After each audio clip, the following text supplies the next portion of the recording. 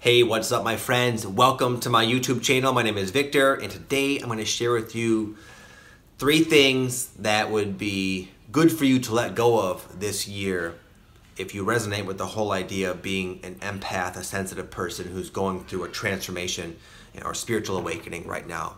2018 is a very powerful year, and your energy state is going to largely influence how you experience this next year. You'll see some people who pay no mind to their energy state and experience the same energy, the same world in a very different way than what is possible. It can take some effort and maybe some sacrifices even to really purify your energy field, but the rewards are absolutely I'm speechless. I can't even say, because it affects all aspects of your life experience. And if you can get good at managing your energy, your life experience can be very synchronistic, very positive and light, and you can experience a lot of blessings in a very short window of time. So I'm going to share with you what I feel to be the 3 biggest things to consider parting with as a means of making sure your energy is nice and high this year. Number 1 is foods that don't resonate with you and your own unique makeup. Everybody's different. I get a lot of people asking me, what do you eat, Victor? And I don't tell people because it doesn't matter what I eat, because I now eat foods that cause me to feel good and clear and energized and healthy. And I do my best to avoid foods that are very clearly not compatible with me, and the way I know that is because they make me feel foggy and lethargic, and I can just tell they muddle up my state of consciousness, which now is becoming more apparent just how important it is to maintain my energy field. So though certain foods might taste good and produce a short-term pleasurable effect, it's not worth the repercussions it has on my state of being and vibration. But what's important is just to simply go within, because those of you who are empathic, it's obvious which foods should stay and which foods should go.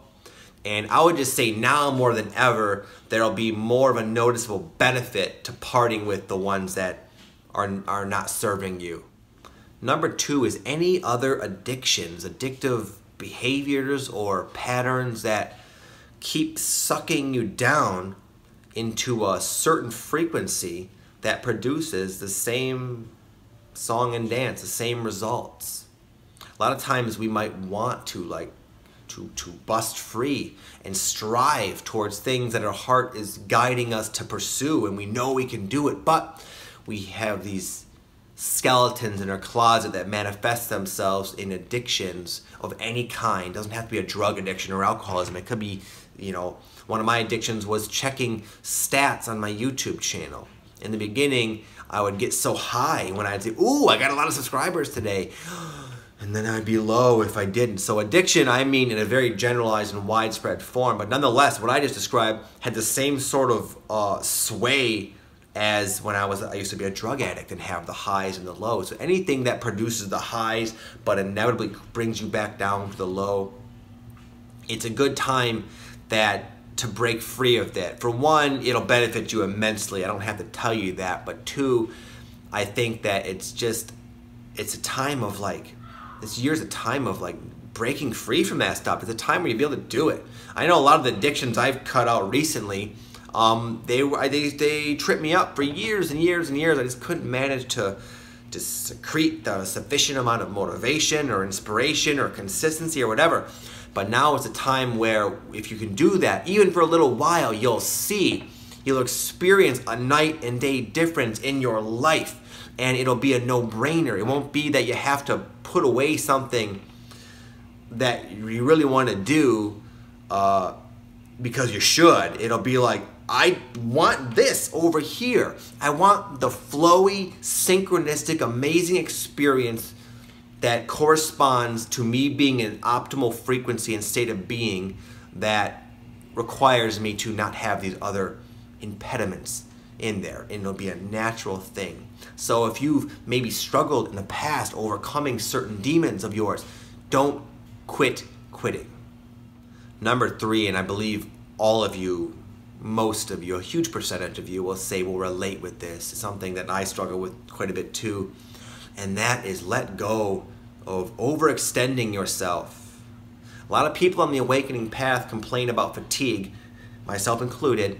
But what I've realized is that fatigue oftentimes is just more energetic data and information making me more clear on how I'm dispersing my energy.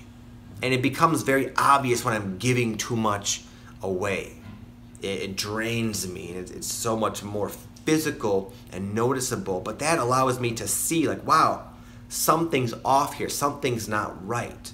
And what I found a common theme with a lot of people I've worked with, empathic, sensitive people who are awakening, myself included, is a lot of us don't like the word no.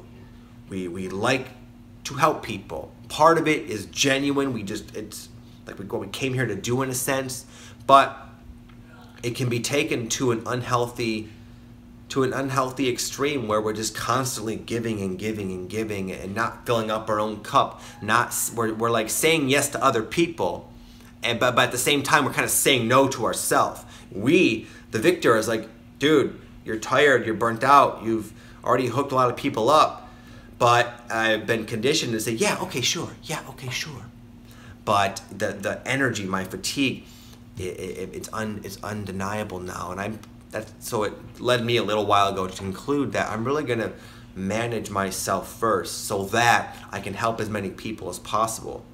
But a lot of what takes us out of our optimal frequency, which is kind of the whole theme of this video, is just giving too much. It's unbalanced, it's unfair to ourselves.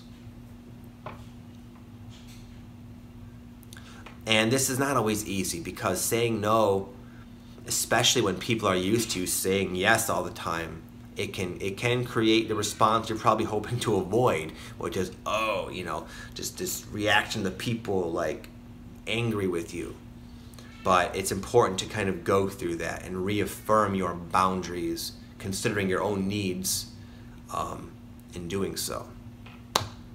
So anyways, my empathic, sensitive, awakening friends, I hope you enjoyed that video. I hope you got something out of it, and I will speak to you all soon. If you guys haven't heard, I do have a free guided meditation MP3.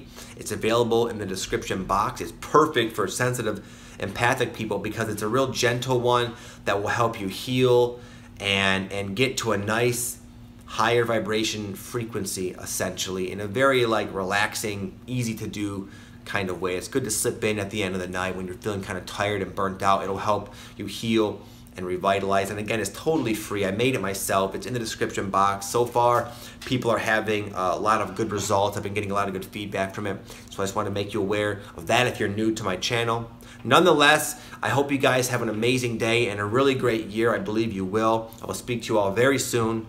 Namaste.